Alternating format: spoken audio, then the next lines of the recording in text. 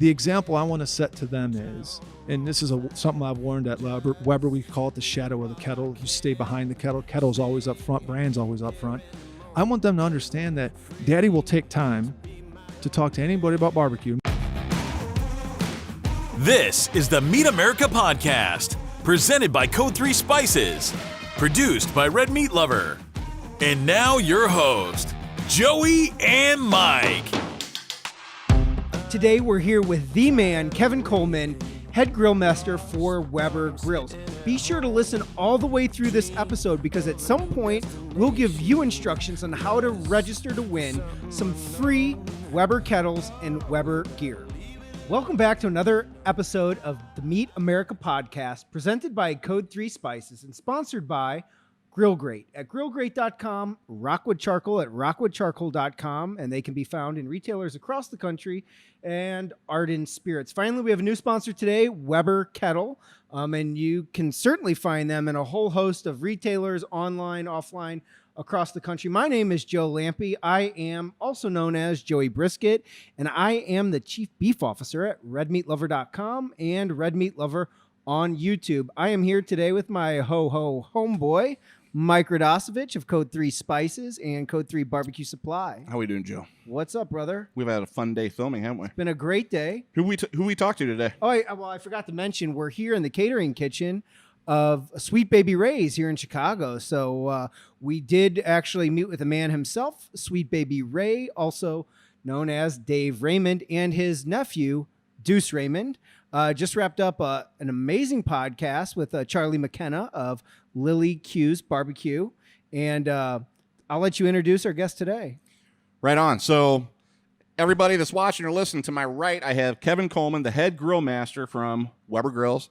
Kevin and I have known each other. It's going on 7 years now, Kevin. Yes, I first met you in Dallas-Fort Worth, down at National Barbecue and Grilling Association.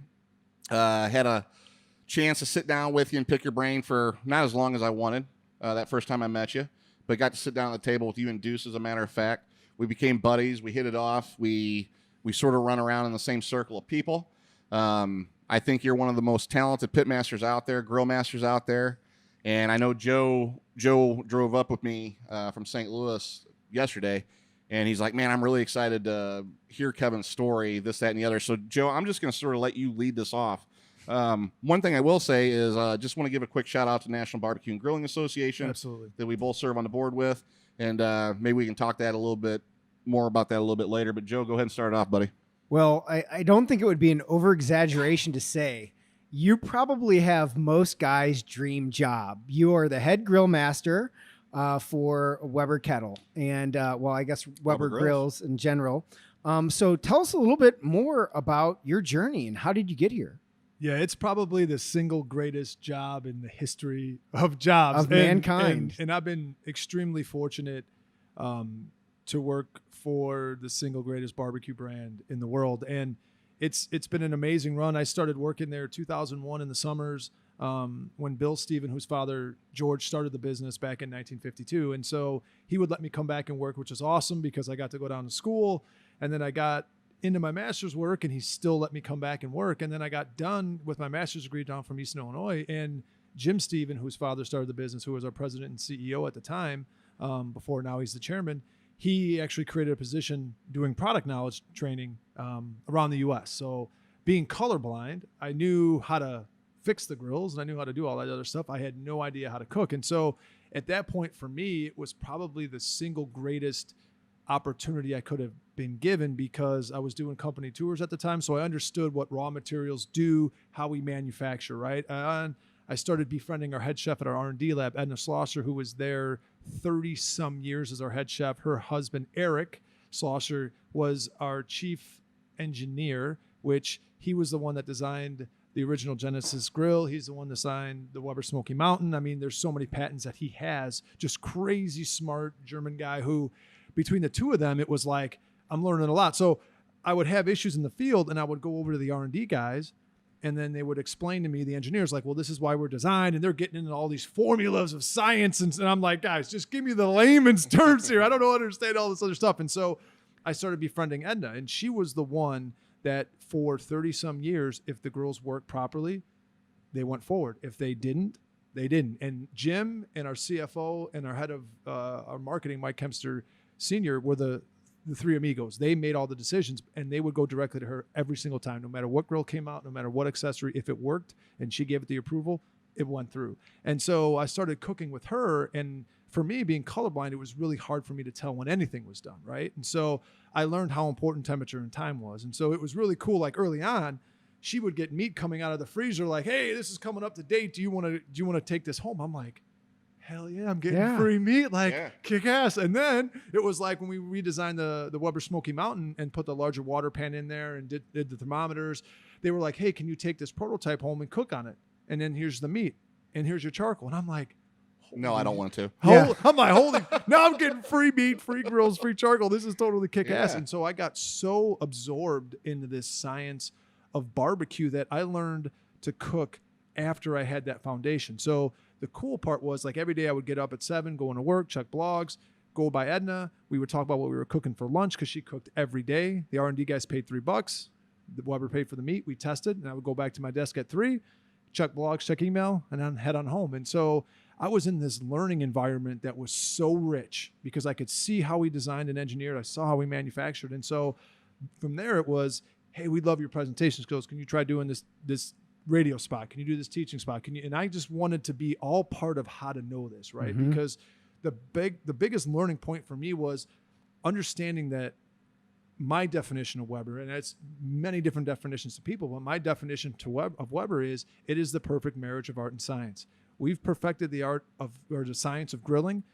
Every time you put something on one of our grills, it's going to come out the same way every single time, which allows you, the user, to perfect the art form, which allows you to paint that barbecue canvas, the meat, the ribs, the brisket, the beef ribs, whatever you're going to be doing, with how you like to do that. And if the grill is always consistent, guess what? Your barbecue skill consistently gets raised with it, right? And when you cook with love and you do those things in the backyard, it's guaranteed to come out good, right? And that's been the most rewarding thing with Weber, is take off and you get to do commercials, TV shows, all this other stuff. I mean, the biggest thing is teaching barbecue in 16 different countries, and that tells you, like, I would say, as a culture, barbecue is our cuisine in the U.S. Mm-hmm. I would say other people want to mimic what we do, and that's evident by agree with that. how they choose to do that. And so that's the ambassador, right? Being able to work with you guys, friends with Mike. I mean, Dave Raymond is probably one of the single greatest barbecue legends you are going to find. One of the most humble people, will do anything for you. I was fortunate to meet him probably 7-8 years ago. Mm-hmm. And he's one of those people that my life would have been different if I didn't have somebody like him in it, right? And it's very hard to say now with everything that's going on, but he is that important deuce, fantastic talent. You look at Charlie McKenna, 2-time world champ, working at True, like another humble one of guy. the craziest talented people out there. And when I was like, when you were talking, like, let's get Charlie, like, and he'll tell you, he'll teach you, he'll allow you into that world. And that's been some of the most rewarding things for me, because it's not about what I know, right? It's my pedigree. Is Harry Sue, who's one of my mentors. Well, it's not only your pedigree, Kevin, but I mean, me and you, we don't spend a lot of time on the phone with each other, but when we do, we're usually talking about family and what we're cooking. And if you ever watch his post on Instagram or anything, your beautiful young daughter, how old are your daughters? 6 and 8. They're cute as can be, for one. And they're both very well spoken. I think they got a future job in, my retirement package. Yeah, your retirement package. But, and I think one common thing that you're going to see in our industry, Kevin, especially with all of us that have kids, is getting our kids around the grill. These are life lessons around dad that, that it's going to be a very fond memory. It's pretty special. About 2 years ago, I was taking my 3-year-old to school, and I took the picture in the garage because it was such a funny moment. It was 8:48. And in my house, they've been cooking with me since 18 months. So they season everything, and then Dad puts it on the grill, everything. So she's supposed to be at school at 8:50. And it's 8:48, and she sees me down there finishing trimming up a brisket, and she's screaming, crying hysterically that she wants to season that brisket. Wow. So I'm like, fine, we'll go late. It's not just whatever, a 3-year-old, she's freaking out. So she's seasoning, having a blast. And I'm thinking to myself, okay, we'll just go to the attendance office. The principal and them are in there because we're late. And okay, Mr. And like my daughter Kenzie's late. And before I could even get anything out, and they're like, well, how come, what she's late for? I can't remember how they phrased it. And she was just like, I was seasoning brisket. And they're like laughing in the attendance office. And I'm like, they're like, that's the first and probably last time we're ever going to hear somebody using the excuse that they were seasoning brisket. But that's where, for me, especially now, and with you guys having kids, it's so important for me. Like that was when we all stayed home. I took that as an opportunity to have them read cookbooks, to pay attention to seasonings, to taste things. I mean, you say we had some product from you they absolutely loved, and they tasted and they have their certain likes, but that's the importance of passing that torch back down, right? And for myself, like when I look at people like yourself, people like Tuffy, Chris Lilly, Harry Sue, Charlie, Russell Regals, Aaron Franklin, I mean, the people that I've been able to learn from and my daughters have been able to learn from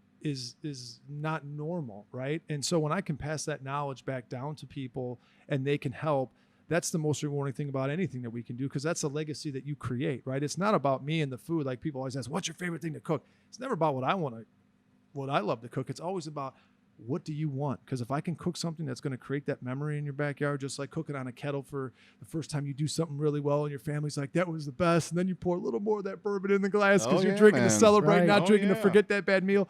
That's the beautiful thing that Weber has done for almost 70 years now. And it's unbelievably rewarding, unbelievably humbling. But when you can work with brands like Weber, who it's always about the people cooking, it's always about those memories. I mean, that's the stuff that I want to be around and I want my girls to emulate. Well, the history of Weber, though, Joe, it's an incredible story, dude. I mean, I think I read something, and I might be off a couple percentage points. I don't know. I think they said now it is over 82% of every household in the country has some form of grilling device in their backyard or garage or whatever it is. And when I was a cop, this is no joke, when I was on day shift, I, do my daily patrols or whatever. And it sort of hit me. I was like, this guy's got a kettle. This guy's got a kettle. This guy's got a kettle. This guy's got a gas grill. And I was like, oh, it's starting to make sense now. My first kettle I got when my dad had a kettle in the backyard that I was cooking on at 18, took it to college at JUCO with me. And then I went down to Francis Mary and I got a little, 18 Weber Smoky, got a Smoky Joe. Now I collect vintages. That's a whole other topic that we can talk about. Oh yeah. I was partaking in some party favors a couple weeks ago, and evidently I was looking for vintage kettles, and I was like, oh man, I had it in the cart for like $900. I'm like, I'm not going to spend $900 on a 1972. Not right now. Down the road, maybe. But it's just incredible the history of Weber and what Weber's always stood for. You guys are evolving as a company. You're getting into the pellet smoking game that we can talk about if you want. Explore the methods and recipes for cooking meat in restaurants across America as we showcase experts on location in their restaurant kitchens to educate, inspire, and entertain. Tune into our travel cooking show, Meet America, only on YouTube and redmeatlover.com. I want to take just a quick detour. Yeah, go for it. I don't want to go too far down the philosophical rabbit hole here, but there's a certain mindset that really thinks that really the importance of one's life is really determined by the meaning that we add to other lives. Yep. You can see that with cooking, being around the grill, you're literally giving someone else nourishment, sustenance. You're taking the time, effort, energy to cook so that they can be healthy, so that they can live, survive, and you take that at a bigger level with what you're up to, because you're playing a bigger game, essentially, right? So some of us are around our grill, just feeding our family. You're out there educating. And I think you said earlier, you're doing, you're traveling around, not just the country, but the world. So you're teaching at universities now too. We teach at universities, which I think is Texas A&M, right? Texas A&M is one. The Ohio State University is another. We have some influence at Idaho State, which from a meat perspective, if you ever have the opportunity to talk to Dr. Phil Bass, who was the he was the head meat science guy at CAB. Now he's the department chair over at Idaho State. I mean, you want to talk about energy, passion, and a love for meat and the standard, the original Dr. Phil. Yeah, man. For real. When you can, and that's a great thing about it, is with Weber teaching barbecue in 16 different countries and always feeling around home, because that's what the kettle's always meant. And to your point, early on, I used to cook for fun, right? It was like, oh, I'm doing these ribs, and all of a sudden they're pretty good. People like them. And then all of a sudden you start doing things really well because you've learned, and you're really trying to take what you're cooking and give it all the energy and passion you can so that people enjoy it, right? And that's something that, like, now I don't get to cook for fun. We cook for respect, because they're only as good as that last brisket or whatever you're cooking. But the thing I love most about that is how tired emotionally and physically I am after I cook things. It's incredible, because isn't it? because I want you to have that best bite of brisket. I only cook 1 or 2 for our meetings. It's not like I have 15 to pick from or 2 to pick and slice. So the amount of energy and time that we put into those is so intense, but that's to pay respect and homage to the people like Charlie, to the people like Tuffy, to the people like Russell Regals and John Brotherton and Brian Bracel, who runs the oldest meat barbecue and butcher shop in Texas. It's it's Wayne Mueller, who you go to the cathedral of barbecue and spend time with him, and he's probably the most philosophical out of anybody at barbecue, but just absolutely amazing. Dave Raymond's another one. Like, you get around these people, and that's who you cook with. Like, I have my dad on the one shoulder who taught me about Weber, and I have this army of people that aren't necessarily relying on me, but at times I feel that way, because the better we cook and the more impact we have, the more barbecue comes to light. Right. And that's going to translate to seasonings. That's going to translate to sauces. That's going to translate to all these other opportunities. And if I don't do my part to help seize that for people, we could lose that. And that's a small way of taking what we do on a big scale and making every single thing we do at least try to make it perfect. Does that make sense? Oh yeah, absolutely. Not only for the health and the survival of others, for ourselves, but it's not just the physical health. And this is something, Mike, you and I have talked about before. There is a mental health, a therapeutic element to being out by the grill. Oh yeah. Well, we're talking about you being colorblind. So, I mean, that had to be a challenge in the get-go, right? Oh, I mean, it's measuring bark. No, measuring, it still is a challenge, sure but you learn through that process of what to look at and what to look for. And it's not a question of now seeing the difference in the colors. It's seeing it the way that I know it should look when it's done. Right. Does that make sense? Yeah, absolutely. And so, I mean, to your point, the nourishment, the therapeutic stuff, like, it's amazing. The sounds, the smells. Yeah. I mean, you get, when you cook, at least when we're cooking brisket, it's an overnight thing, right? There's nothing more therapeutic to sit out there and watch smoke come off and the whole world's sleeping, and you get to enjoy this process of what you're doing, and someone's going to be able to enjoy it the next day. And this is what I get to do for a living, right? And the therapy is there for me, especially because I can put my energy into it. I can put my time into it. It talks to me and I talk to it. And I mean, it's a beautiful thing, but to your point, when people can use that as an outlet, as opposed to using other things as an outlet, it really becomes therapeutic, right? Because now I don't need to do other things in order to get that enjoyment and love. And when I can see that on the people that are eating it and enjoying it, and it's making an impact, for me, that starts filling the glass. Yeah, absolutely. It's all very well said. You know, I kind of want to touch upon your earlier part of your story. So you're in college, you're in your 20s, right? You're going to school. I'm certain you could have never imagined you'd be where you are today, or maybe you could have. But so what did you go to school for?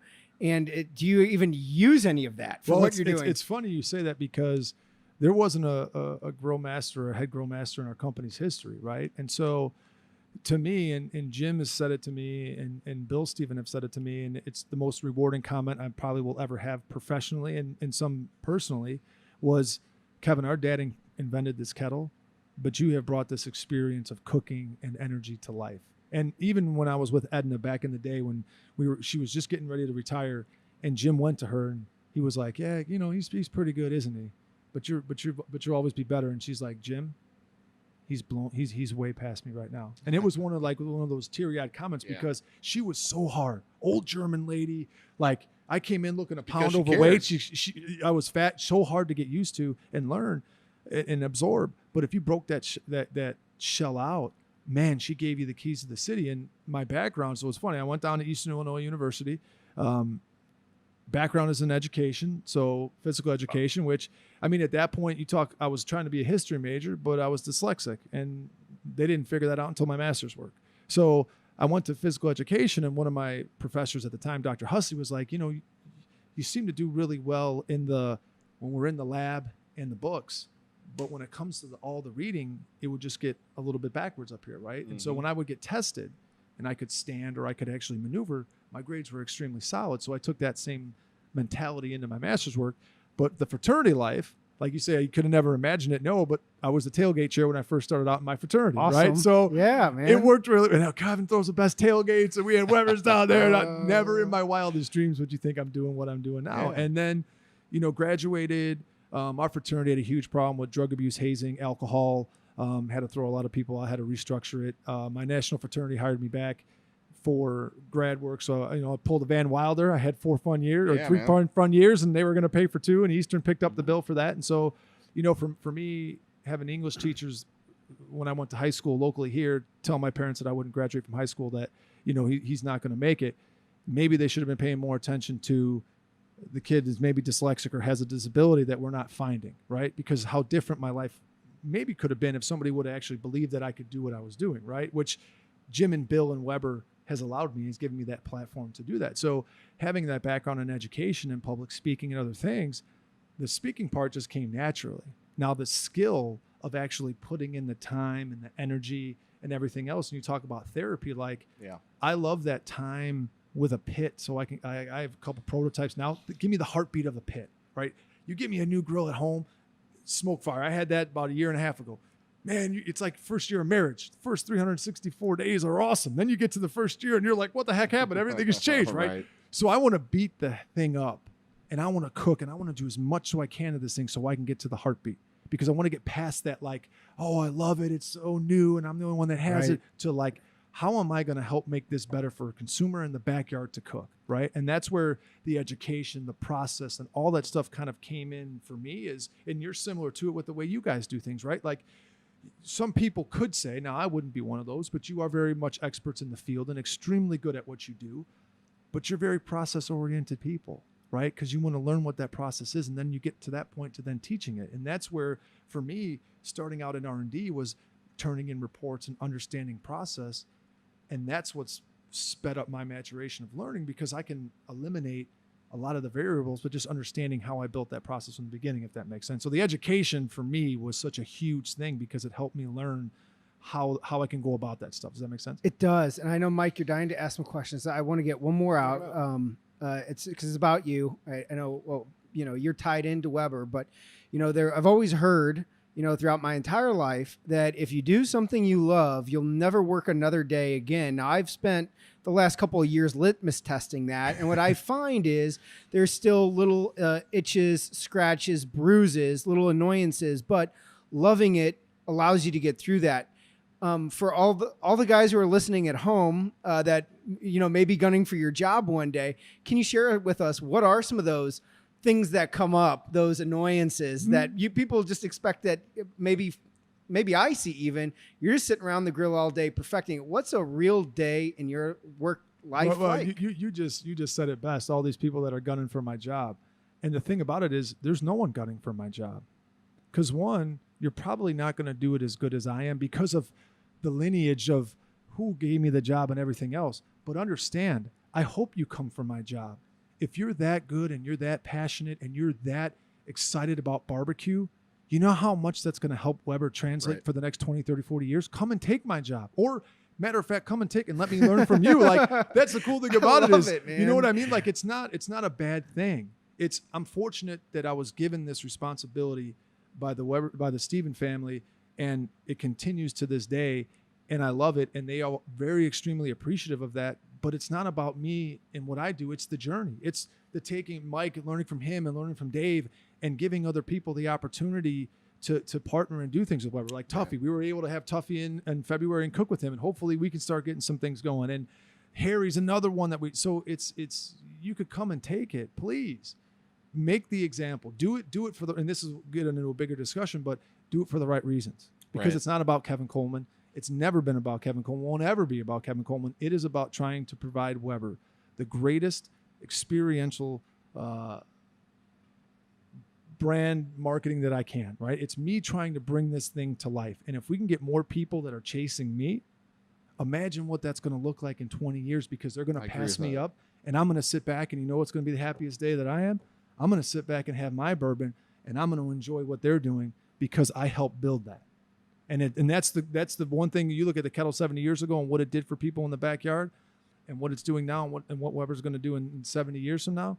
That's the biggest thing, is create that legacy. But my day is my day. Like, get up in the morning, check Instagram, check Facebook, see what's going on, see if I can get inspired by something, see if I can learn something new, and then go out and start cooking, interact with people, text people. I mean, I'm on the phone a lot because I always want to be around it. Right? Like, you always want, like, we were texting this weekend, text with Tuffy, like checks with Charlie, go down there on Thursday. Like, you always want to be around it. At least I do, because it provides such a cool thing. We were in the Wisconsin Dells this weekend, and my girls are they're getting used to it a little bit, but it's one of those things that, like, one of the guys we were talking, he's like, oh, well, what do you do for a living? I'm like, oh, I'm the head grill master for Weber and blah, blah, blah. He's just like, I'm not worthy. And we're way up on top of these zip lines that we're doing. And the girls are like, Daddy, what is he saying? I'm like, he knows you work for Weber. I'm like, yeah.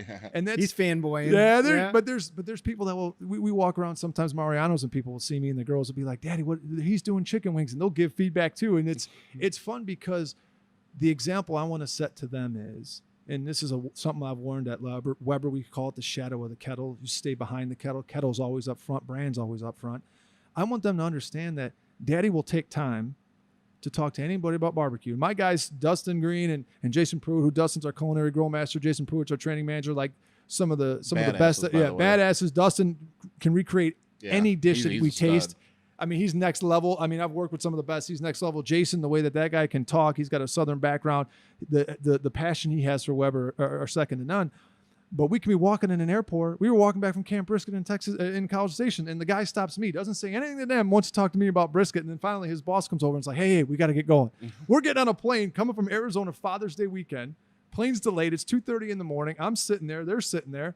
And the guy starts harassing me about how he doesn't like his Genesis 3 burner, that he went back to a kettle. And they're just laughing, because for whatever reason, I have that, like, car salesman face that you want to talk. And that's the importance of, it doesn't matter if I'm talking to the most important person in the world or if I'm talking to somebody that's starting to cook. There's no difference in my mind. It's the same conversation.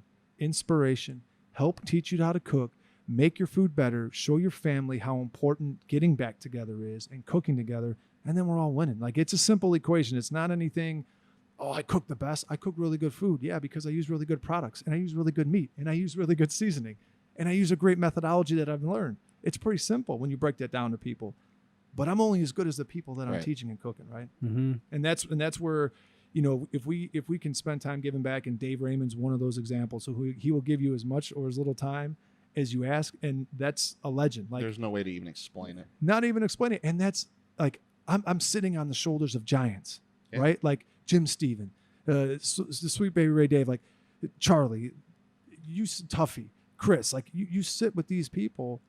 These are the best in the game. And we owe it to all them guys for sure to continue to do what you were just talking about, to keep that legacy moving forward. And then that's the most important thing about barbecue, right? It's inclusive. It's extremely the way it is. It isn't hoity-toity. It isn't hot. This tastes so good and it's elitist. No, it is 100% inclusive. And the people that represent it need to be that way. And they need to understand that this is a bigger discussion than just you in one restaurant. Well, it's not only that, like, culture, I'll give you a quick example. So last Saturday, I was working our barbecue supply storefront. Guy came in with a college-age kid. I'd be 20, 21 maybe. And Dad's getting some stuff off on the table, and the kid walks on the other side of the room, and he's looking around, and I said, your son's looking at a couple Weber kettles over there. He goes, well, that's why I brought him in. He goes, I want to get him his first Weber kettle. You know, and to see that experience, and what was cool about it was, he goes, which color? He got the crimson, the new crimson one. Beautiful one. And I need to get one of those. Each year I get well, you got color. A guy now. You just got to ask. I know. But, you know, to see. You know a guy, absolutely. The son, just the look on his face was priceless. It was like, my dad's buying me my first Weber kettle. I got all these, you know, I got my lump charcoal from Rockwood, which it was, and some spices and seasoning and barbecue sauce. And, you know, that kid's day was made. You know, to me, that's what it's about. Oh, for sure. And, you know, the fun part about it brings a funny story when you're working the storefront.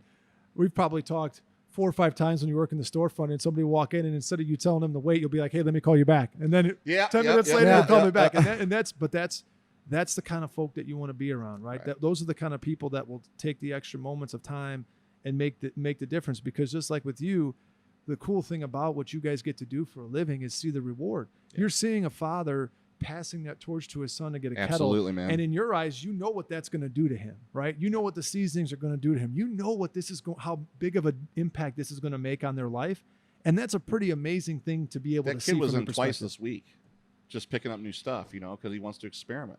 Which leads us into probably some questions for, Well, go ahead. yeah, I was gonna say we have a pretty diverse audience here, and we have pretty diverse guests as well. But I think one thing people would love to hear from you is that beginning griller, someone who's just getting started with their Weber kettle. As a matter of fact, I'll stop right here before I ask the question and just let you know that our Red Meat Lover was founded around a Weber kettle. It was a bunch of guys sitting around asking each other questions and really realizing that we all had the same questions and we were all too afraid to ask one another. And we figured if we had those questions, maybe we should put out some information that begins to answer those.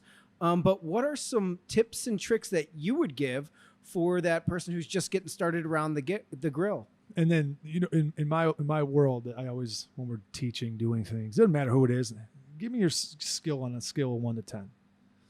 I'm a 1, or I'm a 3. I don't grill that much, or I'm a 7 or 8. And I love the 7s or 8s because I'm going to hit you harder. Yeah. Because you think you know everything. Right. The 2s and the 3s, I love you because you'll actually be a spun and absorb. I got to reprogram, and we know how hard it is to go back and change people's habits, right? And so the beginner people, to me, I love, because this is when you need the most TLC. This is when you need the most time. This is when you need, I can't tell you how many people on Instagram, I have to go through some of the basic things for them. And I love it because they ask questions and we're there to provide them answers and good answers that are at their level, right? Because part of my background in education is developmental levels. You have beginners, you have some intermediates, you get expert, and you master it, right? And so you have to be able to find where people are in that spectrum to give them the education that they need, because they have to progress. They can't just go from I did one brisket to now I'm cooking it perfect, because it's going to move too fast. We got to use, what fuel did you use? What wood did you use? What kind of brisket? Where'd you buy it? Was it prime choice? How did you season it? What was your method? So you break that down for them. And that's why I like going, give me a good pit, give me good seasoning, give me good meat, give me good methodology. Because if you're going wrong in one of those areas, I can figure that out just by talking enough about it. And so the other thing is too, Kevin, is I get asked, no kidding, 100 times a day, temp and time. It's neither one, man. It's when it's done, it's done. That's the truth. And that's where we did a ton of data collection on our Weber Connect, which we tested like 800 different things, thickness sizes, to try to see how that maturation curve is. The stuff under 20 minutes, it's a temp and time thing. But you get into the shoulders, briskets, ribs, other things, some of it's subjective because you want a little bit more moist, you want a little bit less tender. You got to worry about if it's 110 degrees outside. But everybody has an opinion outside. I want to cook competition. No, you don't want to cook competition because you're not going to like it. But some of those guys teaching competition, and I've seen it because I've educated with them and against them, most people don't have that background that you have, and you're going over their head thinking that this is what they need to do. What they need, just like with you guys, is those basic questions. How do I set my pit up the correct way? How do I get consistent on just temperature? How do I know when to put the brisket or your ribs or your turkey or whatever on at the best time? Where do I place my charcoal? Do I season the night before? Do I take the membrane off the ribs? I mean, there's a million different... Foil or paper. Or both. So and that's where you learn that stuff. And I'm not going to tell you, Dr. Cressman from the Ohio State University has a PhD in poultry science. One of the smartest guys. I mean, he's like your size, big, like Paul Bunyan style. I know there's strong and then there's country strong. I've been on a kill floor with that guy, and he can throw animal you would think he was Thor throwing lightning bolts down. I'm like, Jesus, this guy's huge. That's cool. And he taught us about equilibrium brining. Now you have your 24-day brines, then you got your equilibriums that, you use 1.75% of the total weight of the water and the meat weight of your protein. And that's your salt concentration. And it's a very slow, methodical process that we found the best results that way. But if you're not into brining, I'm not going to do the 24-hour brine. I'm going to tell you, just do the 24-hour, don't do equilibrium. Your next step would be try 2 chickens. Try 124, 172, and then you taste them and see what you like. Right. But if you give them all this information and throw it at them, they're not going to know what to do with it because they never even done it enough times to understand how it changes the palate, how the salt changes stuff. And so that's where I love the beginners and the intermediate folk because you can really help them fine tune and really enable that success, right? And the guys that are up here, just like with social media, they're always going to pretend like they know everything because they do. And in their eyes, they can say it behind a computer and everything's fine. Like, I like the conversations. Well, yeah, and this is something that's come up a lot and came up last podcast too, is when you have all the answers, there's no room for growth because there's no more questions that need to be answered when you have them. I kind of think, so much of our society is just really obsessed with answers. Is how we measure education in the school system. But education, as we heard about with Dave Raymond, someone who said, "Oh, I just have a high school education, but yet I've built this multi-million-dollar company." For me, I really like to think of education as the ability to rise and meet life circumstances and all that it throws at you, whether it's in the boardroom or around the pit. And I think that's just so important. My personal journey cooking started in college when I just got tired of eating ramen noodles. And I'm like, it's been about 30 days. There has to be more to life. There has to be. And you pull up to the meat counter at the market, and, I didn't know flank steak from sirloin steak, just so confused by it all. And I just figured I'm going to buy, and I'm just going to make mistakes. I'm going to figure out what works and what doesn't. I'm going to talk to people who have had some experience, try to learn and continue to grow. Now, you talked earlier about the different levels of people you meet, and you referred to those who have mastered it. And that just kind of sparks a question for me. How will I know when I've mastered something around the grill? Like, is there a benchmark that you could use to say, not taste, but is there something else that you can say, like, aha, I think I've mastered this? And I mean, it's one of those things, and you talked a little bit about it on education and other things. I think when you master something, it's about who you've learned from and what you've done with that skill. And so I would say I've mastered things because I've done them enough and have the insight from enough of the people that I would put on the Mount Rushmore of barbecue to say I've got it to a point that it's mastered. I've not only have I created it consistently, but I've been able to teach others to do the same. And that's when I think you get to that mastery level where it isn't about, well I get said. it, you can cook it. Like, that's awesome. You can cook great brisket, or you can cook beef ribs, or you can cook beef cheeks, or sear steaks and do everything. Hey, that's great. But I want to be able to get to the point where I can teach and train people to do the same thing, and then they come after me, right? Because that's what pushes me. But that's the thought process. It's very it is philosophical, right? It's one of those, like, my Dr. Eberly, who was my thesis coordinator and my mentor in my master's work, talked about English teachers. And this is very, very applicable to me. He was like, English teachers in critical thought. Do they promote critical thought, or are they just critical? And just like with Dave Raymond, I would say you're very in the critical thought. How do I build a business? How do I try to sell more? You're not just going to say they only bought two things of sauce. That's all they bought. And so English teachers, you can be critical, periods, question marks, semicolons, blah, blah, blah. Or you can help kids promote critical thought and actually make them think about the process in which they're writing, how they're writing, the words they're using. And that, to me, is very applicable to barbecue. It's very philosophical because you have your way, he has his way, I have my way, Dave's got his way, Deuce has got, Charlie's got his way. Hell, the guy's a 2-time world champion, has one of the most successful sauce brands in the world. It doesn't mean that everything he says is right. It doesn't mean everything he says is wrong, because he knows his process. Right. But the more that you can learn from them, and the more that you can adapt, and the more that you can take it in and splice that together, man, you're never going to not stop learning, right? You get around the good people in barbecue, the good people in life that want to teach and educate and inspire, and that's just not a barbecue thing. That's a whole chef and food thing. Man, those are the ones that you're going to be fortunate enough to learn. Just like today, you're talking to Charlie about Packers and all these other things. That's an aspect of barbecue that people don't know a lot about, but it's still a dimension of learning. Like, I'm over here like, oh, it's interesting. And when they hear about it, they're like, you got to be shitting me. All this stuff goes on? You got to do all this stuff just to do what you guys are doing? Well, barbecuing puppy dogs and rainbows, man. No, it's not. It's a lot of hard work. It's a lot of it hard ain't all work. Wagyu steaks and perfect sears. I'll tell you that right now. Woodford Reserve that ended up on the floor today, thanks to Deuce. We'll have to get him back on that one. I'm going to take the blame for that one. yeah, though. you are taking the blame. I Now saw would you be a knock it perfect off. time to have some Woodford Reserve. I think it was a long elbow. Dude, it was knocked not off that me. Woodford Reserve. I'll take the blame. So I want to talk about, Weber's always been the number one go-to source for any barbecue brand, grill, whatever, the Weber kettle. I got a bunch of Weber products in my backyard. You guys got awesome accessories. The thing that I would like to say is that me and my business partner, Chris, we came into the world of barbecue probably at the best time somebody could come into the world of barbecue. And the reason I say that is because it's at an all-time high in popularity because of Google and guys like Malcolm Reed. And, it's really never ending right now. But I really attribute a lot of the popularity to the pellet grill.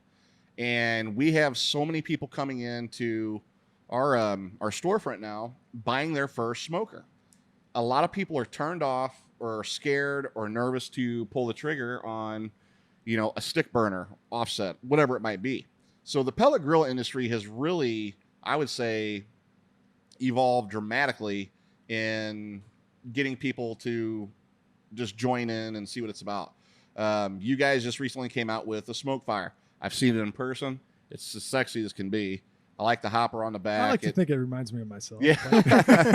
No, but I mean, and we'll put a picture up, when we're done with this, we'll get a picture of what the smoke fire looks like. How long did it take and I know there's probably some proprietary stuff you can't say. How long did it take to bring a pellet grill to market for Weber? And keep in mind, for people listening at home, this is the first time that Weber's even came out with a pellet grill. So there's going to be some turns and valleys and everything else bringing a new product to market. Can you talk to us a little bit about the Weber smoke fire? I'll talk to you about it. And so this is where there's going to be purists, and I love purists, and there's going to be people that aren't, and there's going to be always the debate, right? So to break it down on the pellet side, you're absolutely right. It does make your life easy. And I don't think it was the pellet grill per se. I think it's the technology that's built into the pellet grills that make it what it is. Because before that, you really didn't have a lot of technology built into them, and you had a fair amount of issues. Now you're starting to have more technology built in, cook programs and all this other stuff that make people's lives easier and more convenient. And especially with the way that lives were getting, they wanted that great barbecue look and smell, but they didn't want to have the fuel and the wood and all the other stuff that went into it. And so about 3 years ago when we started talking about it, I was at Camp Brisket down in College Station. Now, normally I cook for WSM's 18s. We cook briskets on those Friday night. That's a taste test for Saturday, right? We got $5,000 pit, $10,000 pits, $30,000 pits. Wow. And there was a pits and spits pellet grill. Now, normally we're in the top 1 or 2. It's not necessarily a competition, but we usually rate out pretty high when it goes to the blind. That year, the pellet grill won. And it made me look at what we do in an industry of that was 80 to 90 people on a blind preferring the flavor and smell that came off and texture that came off of the pellet grill. And that's some of the best brisket cooks in the world that had stuff on their pits. And so I was like, wow, this is interesting. And for us, it's been a process over time. I wouldn't say it took us 2 years to get to market, because there's a lot more research and a lot more things that we've put into it. But for me, and I learned it from Harry Sue, which I love this, from a sauce company, a seasoning company you have, same thing with Dave.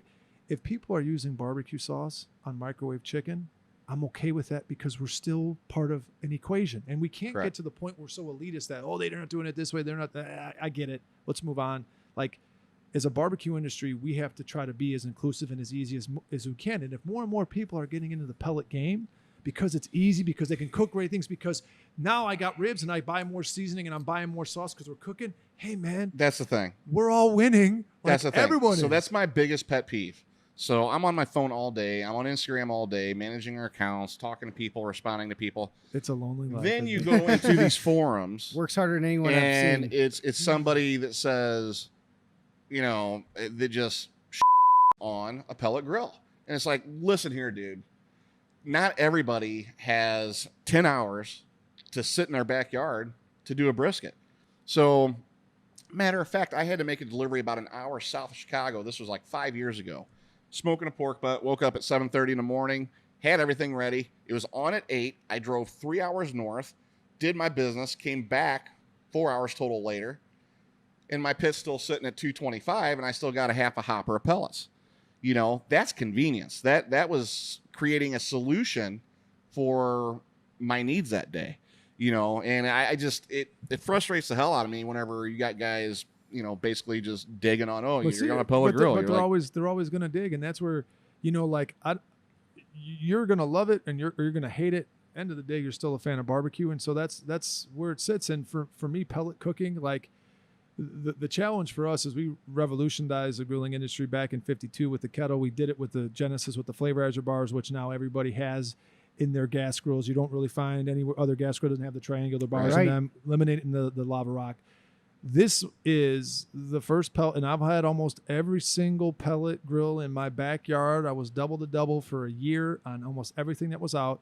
To your point, I want a stick burner. I had a laying in my backyard for a while, and walking up and down 14 stairs to load it with wood every 45 minutes to an hour, I felt like I climbed the Sears Tower. Like, it's fine. I don't want to have to do all that all the time, right? Now, it's cool, the big stack and the wood and everything. Sure. I get it. But with pellet cooking, when we came out with this, you actually can get to 600 degrees. You can sear things. You will see flame because it is a grill and a smoker. And that's where, for people, we just revolutionized the pellet industry.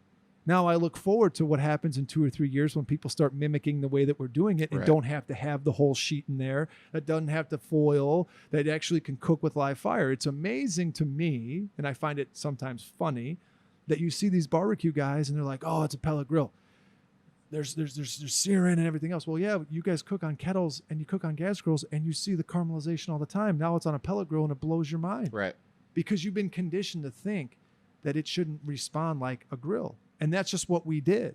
And so that's the fun part is changing people's mind of what a pellet grill can actually do, because they weren't getting what they wanted, right? Mm-hmm. And we took the same technology, the best of both worlds, of taking the flavorizer bars like we have in the smoke fire. We've taken the temperature control, we've taken the electronics, we've taken all that great stuff, put it into a grill where you can sear, caramelize, you can smoke, it maintains temperature, it's Wi-Fi enabled. We've got cook programs that tell you when to wrap things, when to take them off, how long to rest. I mean, you're trying to make it as easy for people to create barbecue as we can, because we want them to come back to barbecue. It's a bigger discussion. We want them to buy more seasons. We want them to watch more videos.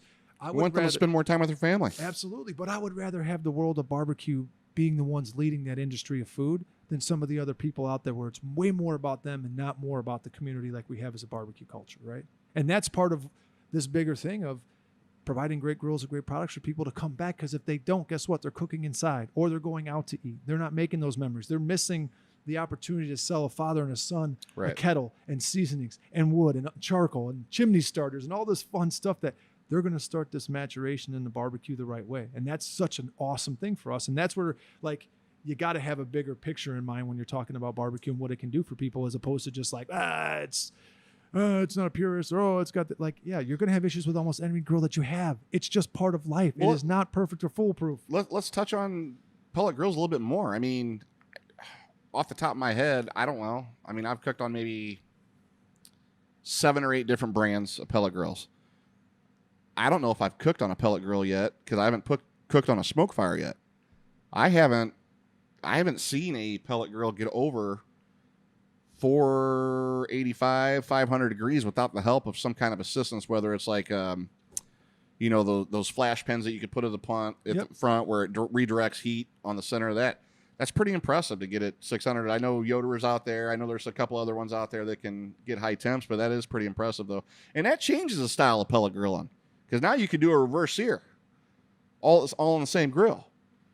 Hell, you could do a forward sear.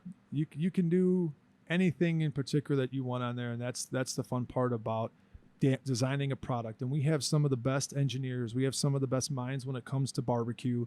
We don't just look at it from a Weber perspective. We try to get a 360 view of what this is. And that's just not for a pellet grill. That's for almost anything that we come out with, because you want something that people are going to want to use, but they want that Weber name. They want the Weber performance. They want the quality behind it. So, and the customer service where they're calling, and if they need things, they're there to support. And so that's that big 360 driver. And we're fortunate as a brand because we have some of the best leaders in the industry working for us, and they understand how important that is. And this is worldwide. This is worldwide. This is worldwide, man.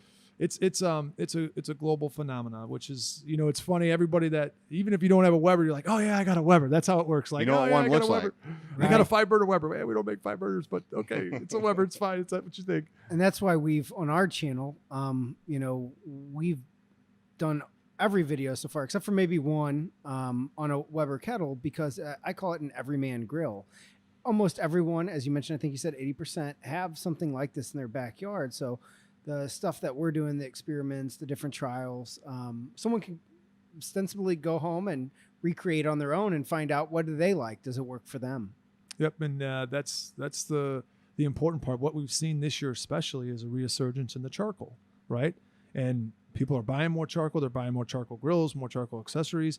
And I think that's part of due to the times that they have more time now. Where before it was so quick, we'll just order out. It's easier that way. Where now people are back at home.